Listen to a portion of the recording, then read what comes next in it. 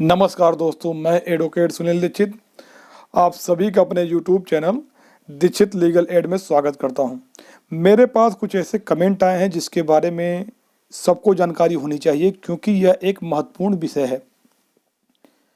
क्योंकि ऐसा संभव है क्या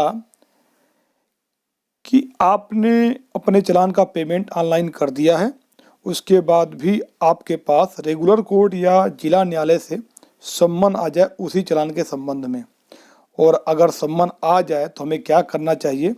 आज की इस वीडियो में हम इस विषय पे बात करेंगे। तो आइए इस वीडियो को शुरू करते हैं। सबसे पहले हमें समझ लेते हैं कि चालान करने का अधिकार आरटीओ, ट्रैफिक पुलिस और पुलिस के पास होता है। चालान करने के बाद इन तीनों अथॉरिटी को चालान को ई चालान वेबसाइट पर अपडेट करना होता है, जितना जल्दी हो सके उतना जल्दी, जिससे जिसका भी चालान हो गया है उसको उस चालान के संबंध में कंप्लीट जानकारी मिल जाए। अब हम बात करते हैं कि ई चालान पेमेंट का क्या प्रोसेस होता है। अगर चालान आरटीओ का है तो आरटीओ के चालान का ऑनलाइन पेमेंट ई चालान वेबसाइट के माध्यम से किया जा सकता है। ट्रैफिक पुलिस और पुलिस के द्वारा किया गया चालान का पेमेंट आप संबंधित जिले के एसपी या सीओ ट्रैफिक के ऑफिस में जाकर कर सकते हैं। यह व्यवस्था कुछ राज्यों में लागू है, जैसे उत्तर प्रदेश में यह व्यवस्था लागू है। दिल्ली के चालान की बात करें तो जो कैमरे का चालान होता है उसका पेमेंट दिल्ली ट्रैफिक पुलिस की जो वेबसाइट है, नोटिस ब्रांच चालान डिपार्टमेंट, उस पर जाके आप उसका ऑनलाइन पेमेंट कर सकते हैं। दिल्ली में जो लोक अदालत आजकल लगाई जा रही है उसका ऑनलाइन टोकन निकाला जाता है लोक अदालत से पहले, तो यह भी एक चालान का भुगतान करने का एक माध्यम है। इस माध्यम से बहुत सारे चालान का भुगतान किया जाता है। तो अभी तक हम आउट ऑफ कोर्ट पेमेंट की बात कर रहे थे। अब सवाल यह है कि जब हमारे pass out of court challan payment करने के इतने सारे ऑप्शन हैं, तो चालान आखिर रेगुलर कोर्ट में क्यों भेजा जाता है। इसके संबंध में मैंने एक वीडियो बना रखी है जिसका लिंक मैंने आई बटन में दे रखा है, अगर आप चाहें तो उसको जाके देख सकते हैं। अब हम बात करते हैं कि कोर्ट से पेमेंट के बारे में। कोर्ट के द्वारा जो ऑनलाइन पेमेंट होता है वो वर्चुअल कोर्ट के द्वारा किया जाता है। इस बात का ध्यान रखिए, वर्चुअल कोर्ट से किसी को सम्मन जारी नहीं किया जाता।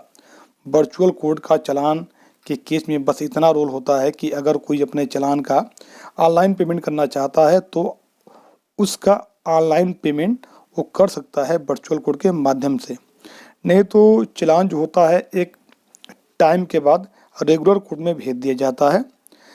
इसको जरूर ध्यान में रखिएगा कि इस वीडियो में मैंने वर्चुअल कोर्ट ऑनलाइन पेमेंट से पहले जितने भी पेमेंट ऑप्शन के बारे में बताया है, उनमें से वर्चुअल कोर्ट का फाइन, उन सभी ऑप्शन में से जो वर्चुअल कोर्ट का जो फाइन होता है वो सबसे कम होता है।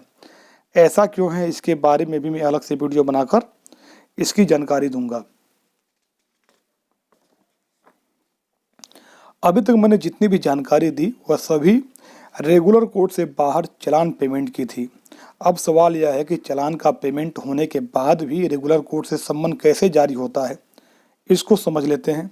अगर आपके चालान की ओरिजिनल कॉपी रेगुलर कोर्ट में जमा नहीं कराई गई है और आपने मेरे द्वारा पहले इस वीडियो में बताए गए जितने भी चालान पेमेंट के माध्यम हैं और उस माध्यम के द्वारा आपने चालान को पेड कर दिया है, तो आपका चालान रेगुलर कोर्ट में नहीं भेजा जाएगा और उस मैटर को वहीं ख़त्म कर दिया जाएगा या डिस्पोज कर दिया जाएगा। और अगर आपका मामला रेगुलर कोर्ट में चला गया है, या कह सकते हैं कि अगर आपके चालान की ओरिजिनल जो कॉपी है वो रेगुलर कोर्ट में जमा कर दी गई है, तो जब एक कॉपी रेगुलर कोर्ट में जमा करा दी जाती है तो रेगुलर कोर्ट से उसे एक केस नंबर अलॉट कर दिया जाता है, और केस नंबर अलॉट होने के बाद उस केस की जो डेट होती है वो चलती रहती है जब तक कि उस मामले का निस्तारण न कर दिया जाए। तो ऐसे ही मामलों में सम्मन निकलता है।